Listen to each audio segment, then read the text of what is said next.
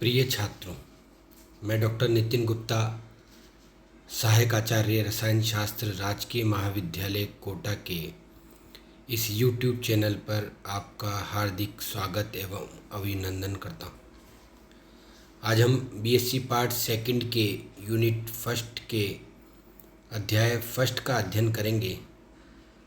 हमारे पिछले 2 अध्याय में हमने अल्ट्रावायलेट स्पेक्ट्रोस्कोपी और किस प्रकार हम किसी कार्बनिक यौगिकों में वुडवर्ड फिशर नियम के आधार पर लैम्डा मैक्सिमम का निर्धारण करते हैं का अध्ययन किया और हमने भिन्न भिन्न उनके उदाहरण को देखा। आज इस अध्याय में हम कार्बनिक यौगिकों में अल्ट्रावायलेट स्पेक्ट्रोस्कोपी का क्या सिस्टम होता है उसका अध्ययन करेंगे। कार्बनिक यौगिकों में कार्बन और ऑक्सीजन परमाणु द्विबंध द्वारा बंधित रहते हैं और ऑक्सीजन परमाणु के पास लोन पेयर उपस्थित रहते हैं। अतः कार्बोनिल यौगिकों में पाई पाई स्टार संक्रमण के साथ एन सिग्मा स्टार और एन पाई स्टार संक्रमण भी संपन्न होते हैं। अतः कार्बोनिल यौगिकों के अल्ट्रावायलेट स्पेक्ट्रम में निम्न 3 प्रकार के अवशोषण बैंड प्राप्त होते हैं। पहला, पाई पाई स्टार संक्रमण। जब हम अल्ट्रावायलेट स्पेक्ट्रम में पाई पाई स्टार संक्रमण कार्बोनिल यौगिकों में इनका अध्ययन करते हैं तो हम देखते हैं कि 150 नैनोमीटर पर यह तीव्र अवशोषण बैंड प्राप्त होता है जिसे हम के बैंड भी कहते हैं। दूसरे प्रकार का जो इलेक्ट्रॉनिक संक्रमण कार्बोनिल यौगिकों में देखा जाता है वो एन सिग्मा स्टार संक्रमण के कारण 190 नैनोमीटर पर दूसरा अवशोषण बैंड प्राप्त होता है, जबकि तीसरा इलेक्ट्रॉनिक संक्रमण एन पाई स्टार संक्रमण के कारण 270 से 300 नैनोमीटर के मध्य एक दुर्बल अवशोषण बैंड प्राप्त होता है जिसे आर बैंड कहते हैं। अतः कार्बोनिल यौगिकों के लिए लैम्डा मैक्सिमम का मान 270 से 300 नैनोमीटर के मध्य प्राप्त होता है। इसी प्रकार दूसरा उदाहरण है कार्बोक्सिलिक अम्लों में अल्ट्रावायलेट स्पेक्ट्रम का अध्ययन। कार्बोक्सिलिक अम्लों में कार्बोनिल समूह के कार्बन से एक OH समूह जुड़ा रहता है। अतः ऑक्सीजन के पास लोन पेयर उपस्थित होने के कारण कार्बोक्सिलिक अम्ल अनुनाद प्रदर्शित करते हैं और अनुनाद के फलस्वरूप पाई इलेक्ट्रॉन का विस्थानीकरण हो जाता है और इलेक्ट्रॉनिक संक्रमण के लिए अधिक ऊर्जा की आवश्यकता होती है। इस प्रकार लैम्डा मैक्सिमम के मान में कमी आती है। यही कारण है कि कार्बोक्सिलिक अम्लों के लैम्डा मैक्सिमम का मान 200 नैनोमीटर के आसपास होता है। चूँकि इसमें कार्बोनिल समूह के अतिरिक्त एक OH समूह भी जुड़ा होता है और उस पर ऑक्सीजन पर उपस्थित लोन पेयर इलेक्ट्रॉन अनुनाद द्वारा विस्थानीकृत होते रहते हैं। अतः इनमें अधिक ऊर्जा की आवश्यकता होती है इलेक्ट्रॉन संक्रमण के लिए, इसलिए इनका लैम्डा मैक्सिमम का मान कम पाया जाता है। इसी प्रकार दूसरा उदाहरण है बेंजीन वलय में अल्ट्रावायलेट स्पेक्ट्रम का अध्ययन। बेंजीन की संरचना में 3 संयुग्मी द्विबंध उपस्थित रहते हैं। अतः इसकी संरचना में पाई पाई स्टार संक्रमण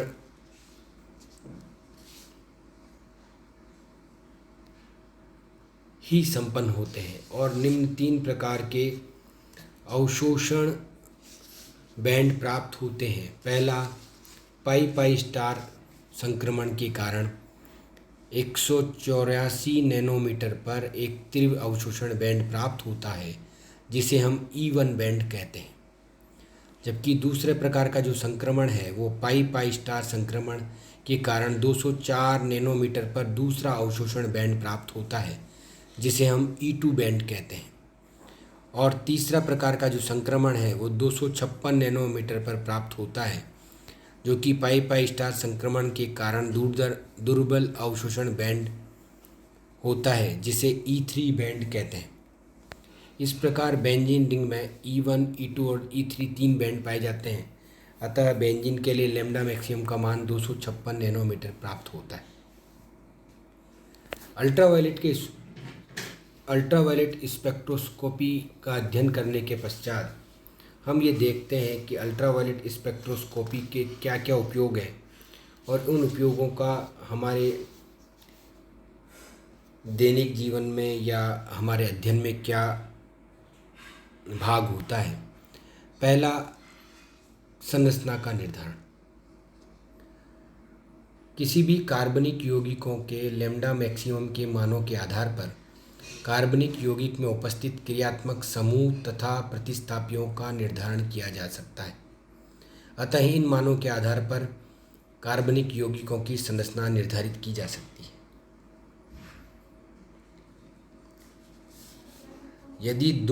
यदि अणु दो चलावी रूपों में या टेट्रामेरिक फॉर्म में पाया जाता है तो इसका अध्ययन अवशोषण स्पेक्ट्रो द्वारा किया जा सकता है।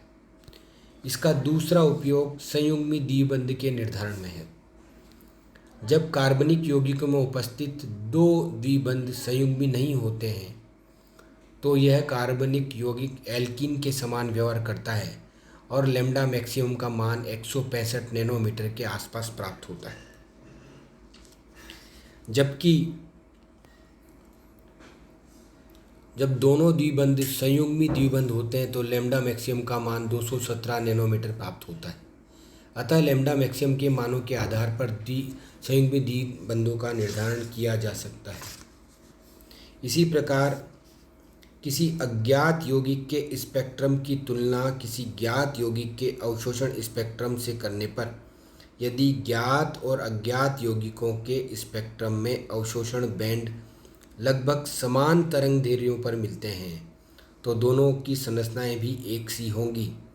यह तकनीक जिसमें अज्ञात यौगिक के स्पेक्ट्रम को किसी ज्ञात यौगिक के स्पेक्ट्रम से तुलना की जाती है उसे फिंगरप्रिंटिंग या फिंगरप्रिंट स्पेक्ट्रोस्कोपी कहते हैं। तीसरा है संयुग्मन के विस्तार का निर्धारण। प्रत्येक संयुग्मन के विस्तार के कारण लैम्डा मैक्सिमम के मान में 30 नैनोमीटर की वृद्धि होती है। जैसा कि हमने अपने पूर्व के चैप्टर में जब हम फुडवर फिशर रूल को पढ़ रहे थे तो उसमें हमने देखा था कि यदि संयुग्मन का विस्तार होता है तो लैम्डा मैक्सिमम के मान में 30 नैनोमीटर की वृद्धि होती है। अतः लैम्डा मैक्सिमम के मानों के आधार पर संयुग्मन विस्तार का निर्धारण किया जा सकता है। इसी प्रकार क्रियात्मक समूह का निर्धारण। लैम्डा मैक्सिमम के मानों के आधार पर क्रियात्मक समूह की पहचान की जा सकती है। जब लैम्डा मैक्सिमम का मान 165 नैनोमीटर प्राप्त होता है तो यह कार्बन डबल बॉन्ड कार्बन की उपस्थिति को प्रदर्शित करता है। जब लैम्डा मैक्सिमम का मान 200 नैनोमीटर के पास प्राप्त होता है तो यह कार्बोक्सिलिक अम्ल की उपस्थिति दर्शाता है। परंतु जब लैम्डा मैक्सिमम का मान 270 से 300 नैनोमीटर के मध्य प्राप्त होता है तो ये कार्बोनिल समूह की उपस्थिति प्रदर्शित करता है। पांचवा उपयोग जो हम अल्ट्रावायलेट स्पेक्ट्रोस्कोपी के अध्ययन से करते हैं वो है ज्यामितीय समावयव का निर्धारण। समकक्ष समावयवी के बड़े आकार के समूह द्विबंध के एक ही ओर उपस्थित रहते हैं। अतः इसमें प्रतिकर्षण के कारण यौगिक की समतलीयता नष्ट हो जाती है और इलेक्ट्रॉन संक्रमण कम ऊर्जा की पर ही संपन्न हो जाते हैं और लैम्डा मैक्सिमम के मानों में वृद्धि होती है। अतः समकक्ष समावयवी के लिए लैम्डा मैक्सिमम का मान विपक्ष समावयवी से अधिक प्राप्त होता है। अतः लैम्डा मैक्सिमम के मानों के आधार पर दोनों समावयवी की पहचान की जा सकती है। यहाँ पर हम उदाहरण ले रहे हैं स्टिल्बिन का, जिसमें हम कार्बन डबल बॉन्ड कार्बन पर दोनों कार्बन पर दो बेंजीन रिंग लगी है। यदि यह समकक्ष या एक तरफी है तो लैम्डा मैक्सिमम का मान 280 डिग्री नैनोमीटर प्राप्त होता है। जबकि यदि ये ट्रांस या विपरीत है तो लैम्डा मैक्सिमम का मान 295 नैनोमीटर प्राप्त होता है। इस प्रकार हम देखते हैं कि जिस रूप का लैम्डा मैक्सिमम का मान अधिक होगा वह स्टिल्बिन का विपक्ष रूप होगा। इस प्रकार हम लैम्डा मैक्सिमम के मान का निर्धारण करके हम यौगिकों के अध्ययन को, उसकी चलावे रूपों को या उस यौगिक में कार्बोनिल समूह है या कार्बोक्सिलिक समूह है या संयुग्मी द्विबंध है, इसका निर्धारण कर सकते हैं। इसी कड़ी में हम यौगिक के हाइड्रोजन बंध की उपस्थिति का भी निर्धारण कर सकते हैं। किसी यौगिक के विलयन में हाइड्रोजन बंध की उपस्थिति के कारण वर्णोत्कर्षी प्रभाव दिखाई देता है। इस हेतु विलायक का परिवर्तन करने से लैम्ब्डा मैक्सिमम का मान बदल जाता है, अर्थात हाइड्रोजन बंध पराबैंगनी अवशोषण को कम तरंग दैर्ध्य की ओर विस्थापित करता है। उदाहरण के लिए हम देखें कि एसीटोन का विलयन हेक्सेन में बनाने पर लैम्ब्डा मैक्सिमम का मान 279 नैनोमीटर प्राप्त होता है, जबकि एसीटोन का विलयन जल में बनाने पर लैम्ब्डा मैक्सिमम का मान 264 एवं एथेनॉल विलयन पर 272 नैनोमीटर प्राप्त होता है। अतः दोनों के अवशोषण स्पेक्ट्रा में लैम्ब्डा मैक्सिमम के मान में अंतर का कारण एसीटोन का जल के साथ हाइड्रोजन बंध बनाना है। दूसरी प्रकार की जो स्पेक्ट्रोस्कोपी है, जिसे हम अवरक्त स्पेक्ट्रोस्कोपी या IR स्पेक्ट्रोस्कोपी कहते हैं, जब कार्बनिक यौगिक में 2.5 से 15 माइक्रोमीटर के तरंग दैर्ध्य क्षेत्र में ऊर्जा का अवशोषण होता है, तो स्पेक्ट्रोस्कोपी को अवरक्त स्पेक्ट्रोस्कोपी कहा जाता है और ऊर्जा कम होने के कारण इलेक्ट्रॉन संक्रमण संपन्न नहीं होते हैं, बल्कि बंधों में कंपन के कारण ही अवरक्त स्पेक्ट्रोस्कोपी प्राप्त होती है।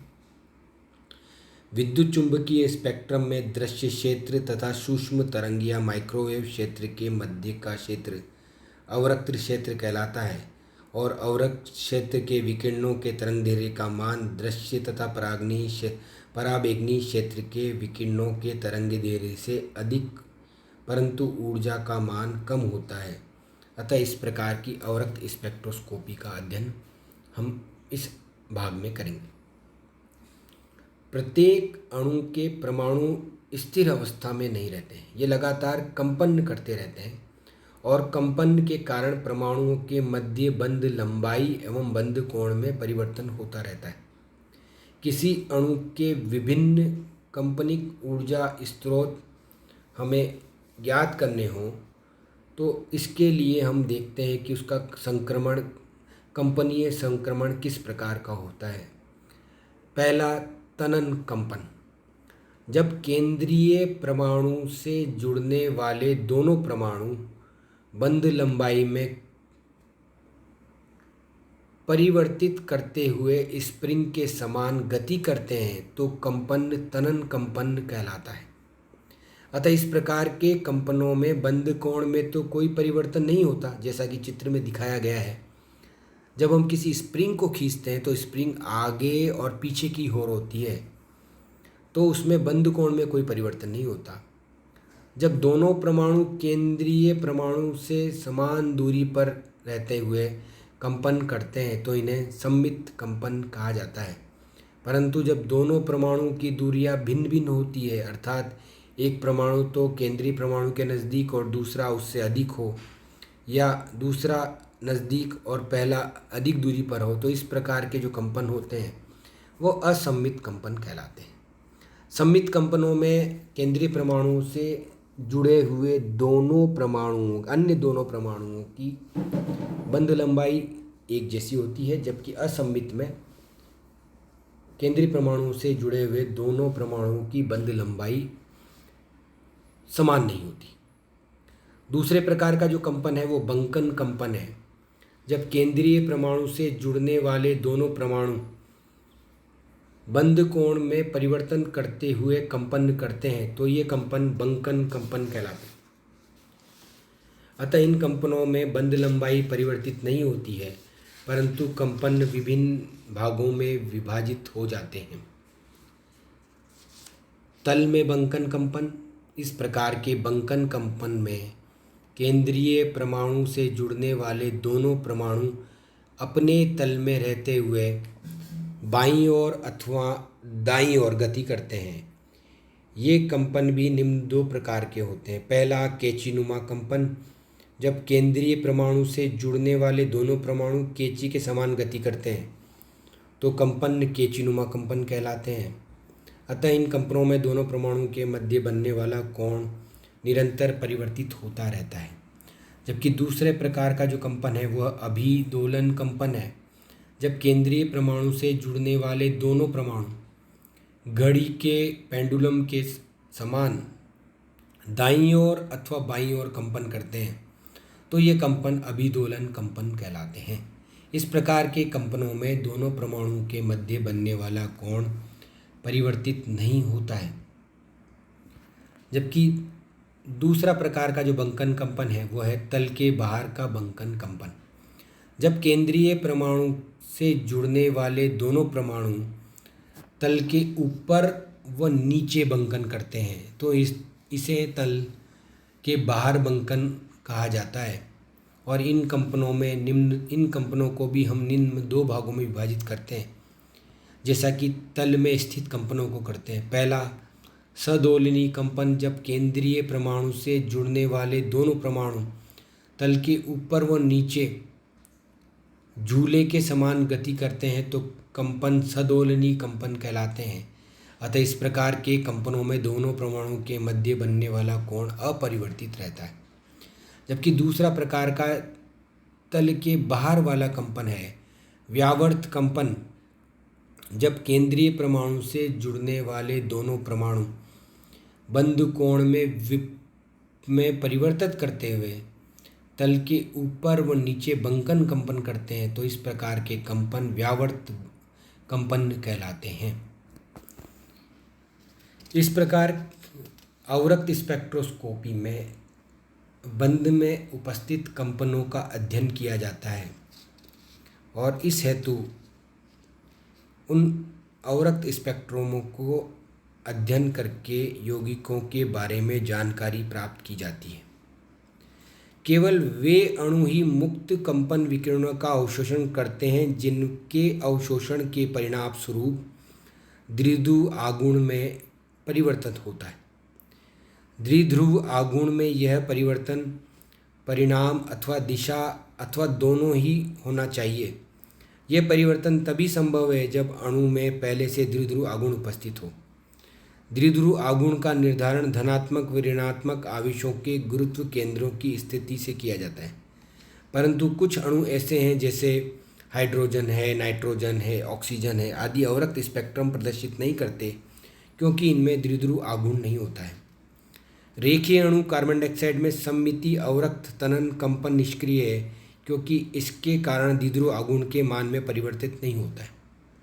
इसको स्पष्ट करने के लिए एक नियम दिया गया है जिसे चयन का नियम कहते हैं और इस नियम के अनुसार ध्रुवीय प्रकृति के अणुओं के लिए अवरक्त स्पेक्ट्रम आसानी से प्राप्त किए जा सकते हैं क्योंकि बंद लंबाई में परिवर्तन के कारण अणुओं की ध्रुवता में निरंतर परिवर्तन होता रहता है और अवशोषण की तीव्रता में परिवर्तन से स्पेक्ट्रम आसानी से प्राप्त हो जाते हैं। परंतु अध्रुवीय अणु जैसे nitrogen, hydrogen, chlorine, oxygen, hydrogen के लिए अवरक्त स्पेक्ट्रम प्राप्त नहीं किए जा सकते। इस कारण असममित तनन कंपन के दौरान अणु के द्विध्रुव आघूर्ण में परिवर्तन हो जाता है, अतः ये अवरक्त सक्रिय कंपन होते हैं। अवरक्त अवशोषण की तीव्रता इस बात पर भी निर्भर करती है कि विद्युत चुंबकीय विकिरण की अवरक्त ऊर्जा कितनी तेजी से अणु में स्थानांतरित होती है। यह प्रक्रिया बंध के द्विध्रुव आघूर्ण पर निर्भर करती है। अधिक ध्रुवीय बंध विद्युत चुंबकीय विकिरणों के साथ अधिक प्रभावी रूप से क्रिया करते हैं, जिसके कारण अवरक्त स्पेक्ट्रम के अवशोषण बैंड की तीव्रता बढ़ जाती है। अनुमत एवं प्रतिबंधित संक्रमण। हमने इलेक्ट्रॉन के संक्रमण का अध्ययन हमारे पिछले अध्याय में भी किया और इस अध्याय में भी हम अल्ट्रावायलेट स्पेक्ट्रोस्कोपी के अध्ययन में इलेक्ट्रॉन संक्रमण को देखा था। वे इलेक्ट्रॉनिक संक्रमण जिनमें कक्षक की सममिति परिवर्तित हो जाती है आसानी से संपन्न हो जाते हैं। यह संक्रमण अनुमत संक्रमण कहलाते हैं। परंतु समान सममिति वाले कक्षकों में इलेक्ट्रॉन संक्रमण संपन्न नहीं हो पाते, अतः ये संक्रमण प्रतिबंधित संक्रमण कहलाते हैं। जब किसी कक्षक में एक ही प्रकार की सममिति पाई जाती है अथवा कक्ष के पूरे एक भाग में एक ही प्रकार की सममिति होती है तो यह सममिति जी सममिति कहलाती है। परंतु जब किसी भिन्न कक्षकों के दो अलग अलग भागों में अलग अलग सममितियाँ पाई जाती हैं तो यह सममिति यू सममिति कहलाती है। अतः एस कक्षक की सममिति जी सममिति होती है। इसी प्रकार डी कक्षक की सममिति भी जी सममिति दर्शाता है, परंतु पी कक्षक की सममिति यू सममिति होती है। अतः एस पी डी कक्षकों में इलेक्ट्रॉन संक्रमण अनुमत संक्रमण होते हैं, परंतु S P D D S और डी कक्षकों में इलेक्ट्रॉन संक्रमण पूर्ण रूप से प्रतिबंधित होते हैं।